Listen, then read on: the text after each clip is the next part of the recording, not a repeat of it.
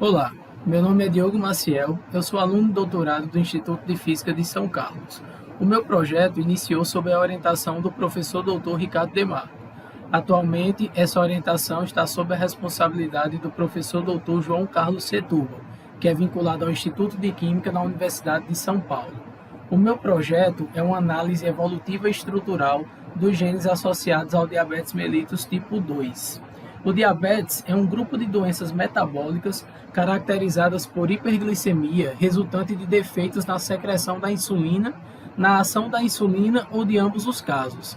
A hiperglicemia crônica do diabetes está associada com danos prolongados, disfunção e falência de diferentes órgãos, especialmente os olhos, rins, nervos, coração e vasos sanguíneos. A maioria dos casos registrados de diabetes encontra-se em duas categorias: diabetes tipo 1, que é caracterizada por uma deficiência absoluta de insulina, provocada por um processo patológico autoimune nas ilhotas pancreáticas e nos marcadores genéticos. E o diabetes tipo 2, que é uma combinação de resistência à ação com uma resposta ineficiente à secreção da insulina. O diabetes tipo 2 está presente entre 90 a 95% dos casos da doença. Deve-se notar que o diabetes tipo 2 é uma doença multifatorial, onde as contribuições individuais de cada mutação tendem a ser moderadas. Isso sugere que a maioria das mutações não irá gerar um cenário catastrófico, como, por exemplo, a perda de atividade de uma proteína ou a completa desestruturação de um gene. De fato, devido à alta prevalência dos alelos relacionados ao diabetes tipo 2, pressupõe-se que durante a evolução da espécie humana, estes apresentariam caráter positivo ou próximo do neutro. A manifestação do diabetes tipo 2 é dependente de alelos mutantes em múltiplos losses gênicos, onde a interação entre eles e o ambiente serão determinantes na manifestação da síndrome. O diabetes tipo 2 aumentou rapidamente em prevalência nos últimos anos e representa um componente importante na carga global de doenças. As mudanças no estilo de vida e no comportamento humano que ocorreram no último século provocaram um aumento significativo na incidência de diabetes ao redor do mundo.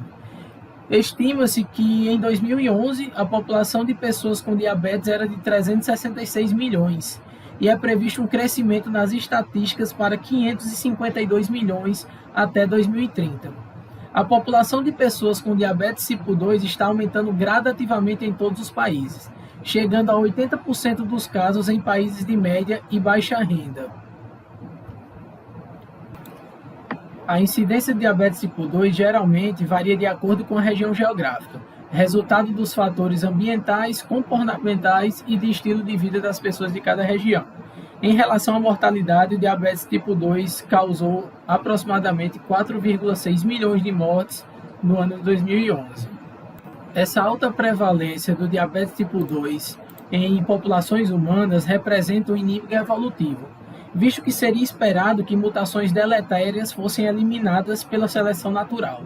Como resposta a essa questão, foram levantadas diversas hipóteses que sugerem que características ligadas ao diabetes tipo 2 poderiam ser evolutivamente vantajosas em certos contextos da evolução humana. Um exemplo é a hipótese do Thrift Genotype. Ela sugere que populações que apresentavam alto risco de fome eram favorecidas por um fenótipo de resistência à insulina e tendência à obesidade. Já outros cientistas sugerem que um cenário evolutivo onde tais mutações adquiriram um caráter próximo à neutralidade e se espalharam na população humana através de fenômenos de deriva genética. Evidências indicam que mutações em sequências codificantes e não codificantes podem ter efeitos inesperados no processo de splicing. Essas mutações podem ocasionar doenças ao afetar o splicing constitutivo ou alternativo.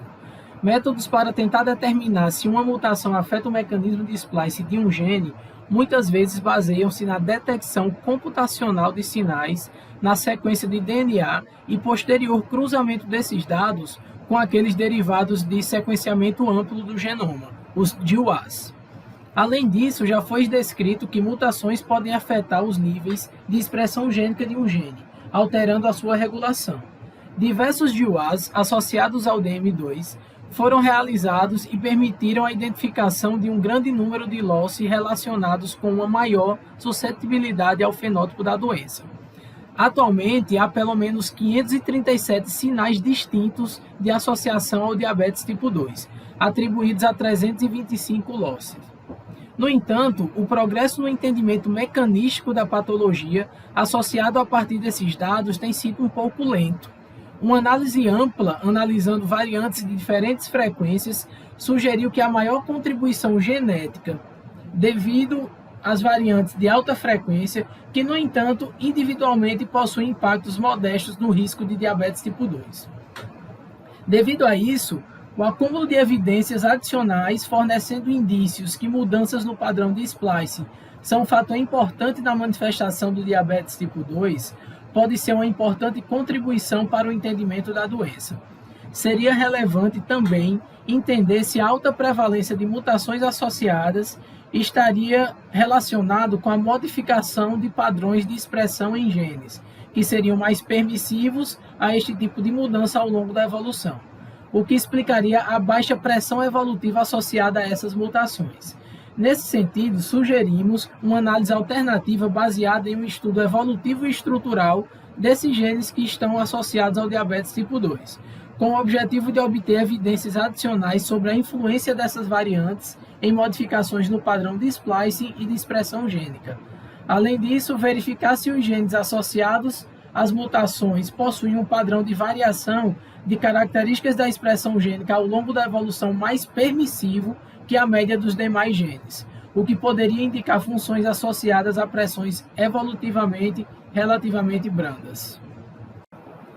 Análises feitas a partir da posição relativa de 53.607 mutações associadas a diversos fenótipos ao longo do intron mostra que existe uma maior concentração na ponta 3' desses introns. É possível que tal concentração reflita a ocorrência de mutações que afetem o reconhecimento desses sítios de splicing e, portanto, causariam efeitos fenotípicos derivados dessa interferência. Curiosamente, ao analisarmos a distribuição de mutações associadas ao diabetes tipo 2, como é possível ver no gráfico B, verificamos uma distribuição diferente, com maior concentração das mesmas no centro do intron e uma concentração mais baixa próxima às pontas, parecendo indicar que as mutações associadas ao diabetes tipo 2 estariam associadas a regiões centrais do intron. Devido ao fato da ponta dos introns conter os sítios canônicos de splicing, esperaríamos que mutações na região central do intron gerariam mudanças com menor impacto negativo no organismo. De fato, ao compararmos a frequência dos alelos majoritários em todas as mutações do banco de dados do GWAS com as mutações associadas ao diabetes tipo 2, vemos que o último possui frequências menores, o que indica que alelos alternativos são muito mais frequentes na população. Nossos dados indicam que mutações relacionadas ao diabetes tipo 2, localizadas em introns, apresentam frequências relativamente baixas para o alelo majoritário, em contraste com as outras mutações do GWAS, que estão mais frequentemente encontradas em uma região de altíssima frequência para o alelo majoritário. Desse modo, os alelos alternativos associados ao diabetes tipo 2 apresentam maiores frequências que em outras doenças, nas quais as mutações de risco tenderiam a ser raras. Em princípio, esperaríamos que mutações frequentes teriam baixo potencial deletério, pois a alta frequência indicaria uma seleção negativa relativamente fraca atuando sobre esse alelo. Interessantemente, já foi descrito que contribuições de mutações de baixa frequência para o diabetes tipo 2 é limitada e que a maior parte da contribuição genética para a doença é dada por mutações com alta frequência, maiores do que 5% na população. Dessa maneira, a maioria da população de mutações localizadas em introns parecem também estar sujeitas a um processo de seleção pouco estrito, e é possível que façam parte deste emaranhado de mutações frequentes que possuem, em conjunto, uma grande contribuição genética para o diabetes tipo 2. Além disso, verificamos que as mutações relacionadas ao diabetes tipo 2 tendem a se encontrar mais concentradas no centro dos introns, ao contrário do observado para o banco total de GWAS. Deve-se notar que já foram descritas diversas mutações relacionadas a diversas doenças que ocorrem próximos aos sítios de splice 5' e 3' dos genes. e que no modelo de células somáticas cancerosas, mutações nesse sítio levam a uma alta taxa de aberrações do processo de splicing. Já foi demonstrado também que existe próximo à borda dos introns tanto uma pressão seletiva negativa quanto positiva, favorecendo o nucleotídeo mais frequente naquela posição, quando considerado toda a população de introns. Dessa maneira, não é surpreendente encontrar uma alta concentração de mutações raras próxima das bordas dos introns, o que existe uma tendência de uma maior concentração de mutações no banco de Woz próximo à ponta 3'. É interessante notar, no entanto, que no caso da distribuição de mutações associadas ao diabetes tipo 2, não há concentração de mutações nas pontas, sugerindo mecanismos distintos dos observados nessas outras doenças. Em contraste, mutações afastadas das extremidades dos introns, que são mutações profundas, tendem preferencialmente a levar à inclusão de pseudoexons, disrupção de elementos regulatórios da transcrição e afetar RNAs não codificantes. Portanto, a distribuição diferencial de mutações relacionadas ao diabetes tipo 2 pode indicar uma predominância desses tipos de mecanismos sobre aqueles que afetam diretamente os sítios de splicing. Deve-se notar, no entanto, que no caso de mutações em que os alelos de risco apresentam alta frequência na população, a inclusão de pseudoexons não é muito provável, visto que devido à sua alta frequência, tais inclusões já deveriam estar bem caracterizadas nas anotações genômicas. Dessa maneira, tais mutações profundas devem majoritariamente impactar elementos regulatórios de ação mais sutil. Os nossos resultados também indicam a menor frequência de exons constitutivos, aqueles que apresentam splicing factor igual a 1.